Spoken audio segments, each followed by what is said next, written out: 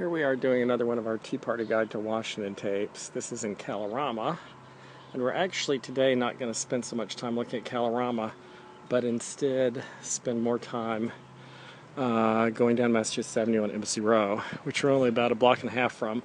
But we're starting out here, we're not giving out the address, on Chris Wallace's block. Chris Wallace, the son of the famed journalist Mike Wallace, and this is Chris Wallace's house. At least I think that was his house. It's one of these two. You'll have to, if you really need to know, you'll have to look it up yourself, because I'm not telling you. But it was one of those two houses. I'd written the address down earlier. I'd forgotten it. It would be funny if Chris Wallace was standing in the window in his underwear, but unlikely to happen, I suppose. Anyway, these houses are mainly owned by people like David Brock and Anthony Podesta and Chris Wallace and members of the Kennedy family. But as soon as we get a few blocks away, actually I think it's this one on the corner that's Chris Wallace's. I've taped it before and I remember it better from the back because of its had some construction. It had a certain kind of construction dumpster park behind it. But we're not going that way today. We're going out onto Massachusetts Avenue. We're going to walk up Embassy Row, Massachusetts Avenue, to Hillary Clinton's house, which is right behind the Naval Observatory, where the Vice President lives for free in public housing on the Naval Observatory. And what's amusing about that is that means that currently Hillary Clinton and Joe Biden have a property line where their backyards touch. The spire you see behind the trees, if you can, in the distance, is the Islamic Center. The Islamic Center is in one of my other videos. Some years you can buy a ticket to tour Embassy Row from the Officers' Wives Club. And there'll be a dozen embassies or so on the tour, and sometimes the Islamic Center is in it. Here is the Embassy of Guyana.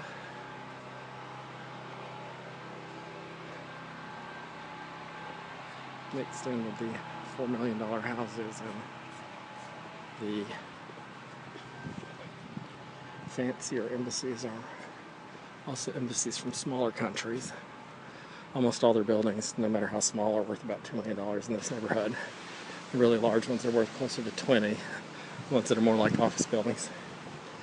And if they chose to sell them, they could probably do all kinds of great things for poverty-stricken people in their country, or even just for taxpayers. And they could still buy even more space in another less expensive part of D.C. Here's the Islamic Center. For those of you who are libertarians and go to libertarian events, you can ask Tom Palmer for his amusing story about the construction of this. He lived in Washington at the time. Maybe you can even see that this back part is tilted at an angle to the front part. That's not a right angle there in the corner where it juts out. And that's because this part has to face Mecca, so that when people are facing the prayer wall in the back, they're facing Mecca. But DC had a law that in the front has to be parallel to the street. So for the Muslims to build their building, there was a fight for apparently months or years with many lawyers and zoning boards, and eventually the way they worked it out is they built this odd building where one piece of the building is parallel to all the streets, but the back part that has the prayer wall is at an angle because it's facing Mecca. Apparently a Catholic university currently cannot be afforded that same grace. If they want to offer insurance that doesn't cover everything and say if you need it to cover more, you are free to go buy insurance elsewhere, they don't get that religious liberty. But these people get to build a building that is not a perfect square, which apparently was also against the law in DC, and instead can build a building that faces the street on various sides and is otherwise an irregular shape and has a back wall that faces Mecca. There are always lots of taxi cab drivers here, because in DC all the taxi cab drivers are from Eritrea, Somalia, Ethiopia, and other countries that frankly are oppressed by Muslims, but frequently oppressed by Muslim countries from farther away. But they come here and pay for better fares.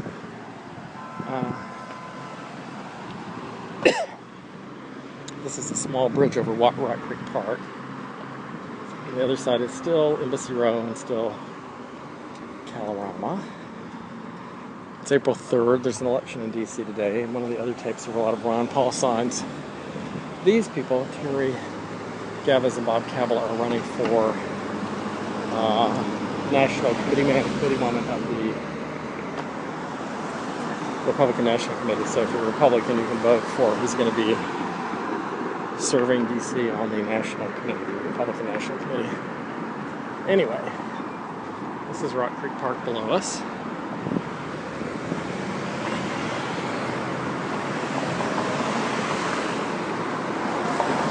The purpose of this tape is actually that it was too pretty to stay indoors, and simply going for a walk and listening to the radio or riding a bike seemed too simple. I'm making an iPad video in my Taxpayer's Guide to DC series.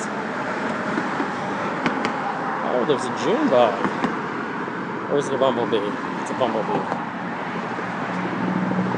Almost worth filming on its own. This is the actual Rock Creek below us of Rock Creek Park. So there's a creek that has parkland along either side, and then has a 4-lane expressway. I once took some people from the Orlando, Winter Haven area of Florida, from Falls Church, Virginia, to upper northwest DC to a Russian Orthodox church in Crestwood, and I just drove them through this. And the whole time they were looking at each other like their driver was crazy because I was taking them through the woods. They didn't see DC and they didn't see any buildings. They didn't see any people who looked like people they were expecting to see in DC. They were just kind of shocked that we went into the woods before we seemed to get into DC, and we came out of the woods near the Russian Orthodox Church. And they wondered where all the public housing and skyscrapers and businesses and other things were. And they weren't there, because Rock Creek Park goes all the way through the city. It used to essentially be the line of racial segregation. It divided the white part of DC from the black part under FDR and Lyndon Baines Johnson and Nixon.